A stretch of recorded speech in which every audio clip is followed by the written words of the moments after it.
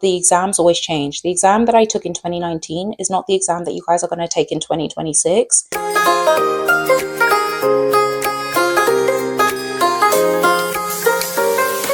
Hello and welcome back to Privacy Professional Training. My name is Fumi Owolabi. The purpose of Privacy Professional Training is to help students with their privacy exams. Today's video, I want to talk about different learning techniques. So I think that this will be valuable for people that are brand new to privacy and are considering taking their first privacy exam. I wanted to talk today about the evolution of the techniques that I personally have used to pass 6 certifications in privacy. I want to talk about the evolution and how I've had to adapt given the resources that were available to me. One of the reasons I started Privacy Professional Training is over the course of my time taking privacy exams, I've often felt like I've needed to obtain resources from different sources. So for most of the exams that I've taken, there has been an official textbook, but in some instances, there aren't an official textbook that you can use to study. So how do you accommodate that when you're trying to take an exam? And I wanted to talk about my own personal learning techniques and how those have evolved since taking these different certifications. So I've actually taken exams that are offered by the IAPP, I've taken exams offered by ISC Squared, and I've taken exams by ISACA. And each governing body has its own way of distributing resources for you to study for your test. So let's talk from the beginning. The first time I took the exam, all I had to study was the official textbook that was offered by the governing body. So what happens is when you go onto the governing body's website, they will offer you something called a body of knowledge, and then they will also give you a list of resources that you can utilize. So when I was looking for the first certification, I saw that they had an official textbook for the test I was going to take, so I purchased the book. The second thing I purchased was 50 practice questions from the same governing body. So after I spent my time reviewing that book, I read through the official textbook 2 times, and then I also did the 50 questions that were available, and that was my first exam. So subsequent to that, the second exam that I decided to take, I bought a multitude of resources. I don't think I ever bought the official textbook, and I don't think that there was one available. But what I did was I went onto Amazon and I typed in the certification that I was going to take, which at the time was the CISSP exam. And I have a full video of how I passed that test in 52 days. So you can take a look at my channel to see how I was able to pass that exam. But the difference between the first exam and the resources that I used, which were only 2, for the CISSP exam, I recognized that there were lots of concepts that were absolutely brand new to me that I had never encountered before. And the CISSP exam is a predominantly cybersecurity examination. And even though we do privacy on this channel, and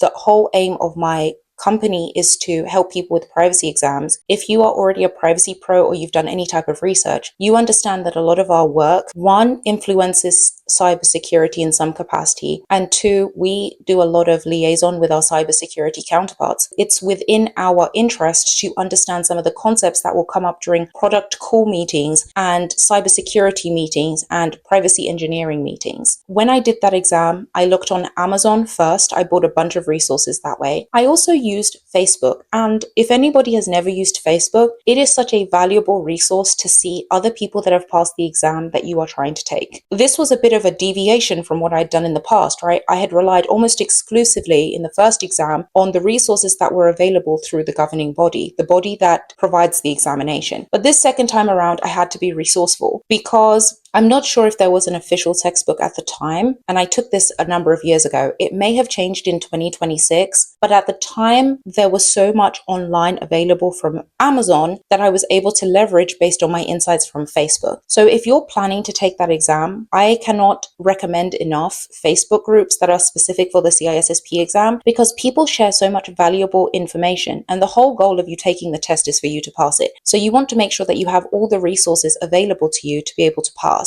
I went on Amazon, that was the first one. The second one that I really used was a question simulator called Boson. Now, Boson, I don't think any of the resources that I used for my CISSP exam were directly affiliated with the governing body. All of them came from other third parties, which was another reason why I felt motivated to start Privacy Professional Training, because I was like, it would be useful if students are taking exams for them to be able to procure all the resources needed to pass their test. And I do want to go a bit more in depth about what I did for the CISSP, because I didn't purchase any official materials. I didn't even look at the resource list. I just looked on Facebook and saw what everybody else that had passed the test had done. And then I essentially emulated. I bought all the resources that they recommended and said were invaluable. And again, another really big shout out to Boson, because those questions were incredibly difficult, very, very difficult, and always had me thinking. And the first couple times I went through the questions, I was failing them dreadfully because they were very hard and they were in an area that I was not terribly familiar with. There were some very important concepts like cryptography. It went to an immense amount of detail into cryptography, and also the asset lifecycle. It went into lots of detail about asset lifecycle.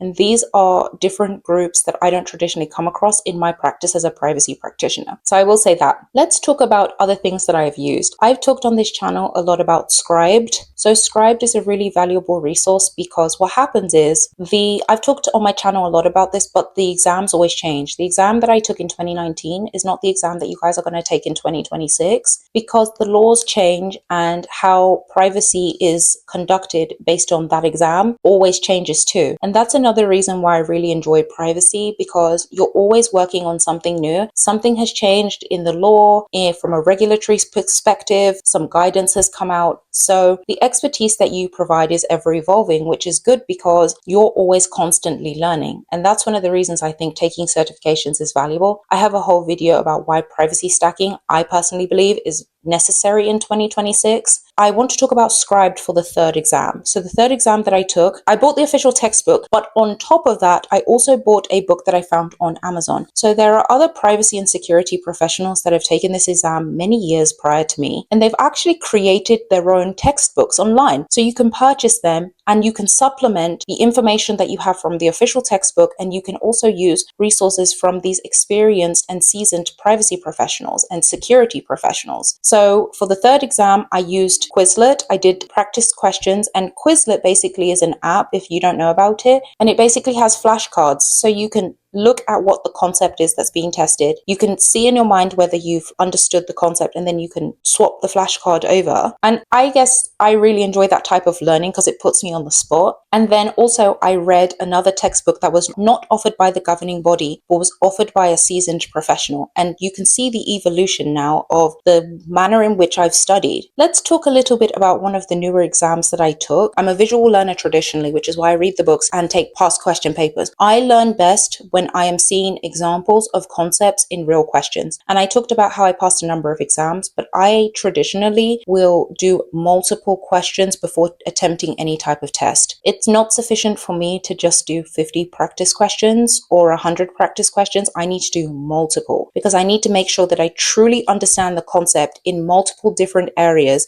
in multiple different question scenarios. So let's talk about some of the newer exams. One of the exams that I took more recently does not have an official textbook through the governing body. So this was very unfamiliar to me because I rely incredibly heavily on an official textbook. Now, recently in the past couple weeks, I saw that another seasoned privacy professional is offering a textbook to assist students with taking this particular exam. And if I was taking the exam now, I would go straight to Amazon to try and see what type of resources are available for me taking this exam. So for this particular test, which was the AI exam offered through IAPP, I had to rely on a audio recording and video recording. Now, this is not my traditional method of studying, and I was interested in what the outcome would be. I did pass the AIGP exam on the first try, and I relied almost exclusively on questions that were being offered on the internet, Scribed, Quizlet, and this audio and video recording. I listened to that audio and video recording over and over and over. I think in total it's about 16 hours long. If you want to know which video recording I used to assist me in my repository of resources, you can send me an email. I have my email in the description, but I listened to that audio and video recording probably 4 times through. So I think I said before how I generally will spend about 3 months studying for my exam. If I could could quantify it in hours, it would probably be between 90 and 120 hours that I spend studying for any one cert. So I hope that gives you some type of baseline. Maybe you're a faster learner or reader than me, but I really need to be able to understand the concepts fully before I go ahead and embark on any test. So I just wanted to tell you about the evolution. If you are interested in video and audio recordings, the platform that I would recommend is Udemy. Udemy has a lot of resources on it, but again, you should go to Facebook and take a look at what other exam takers are recommending, because there's some really valuable insights on there if you are brand new to this privacy industry. So I really hope you enjoyed listening to how the evolution of how I have started learning for my exams has gone for the 6 exams that I've taken in this industry. And I hope that you're able to procure a number of different resources to accommodate how you best learn, because I think it's valuable to rely on not just one piece of resource, but to look at multiple resources. And if you're looking for where to find resources, I personally recommend Facebook. So I hope you enjoyed this review. If you have comments or questions, take a look at my description and I'll see you in another one.